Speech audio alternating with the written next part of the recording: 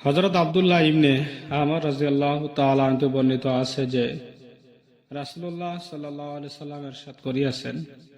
তোমাদের মধ্যে সর্বোত্তম লোক তাহারা যাহারা নামাজের আপন কাঁধকে নরম রাখে, আর সেই কদম সর্বাধিক সওয়াব দানকারী যাহা মানুষ কাতারের খালি জায়গা পূরণের জন্য উঠায়। ফায়দা: নামাজের আপন কাঁধকে নরম রাখার অর্থ এই যে, যখন কেহ কাতারের মধ্যে ঢুকিতে চায় তখন ডানে বামের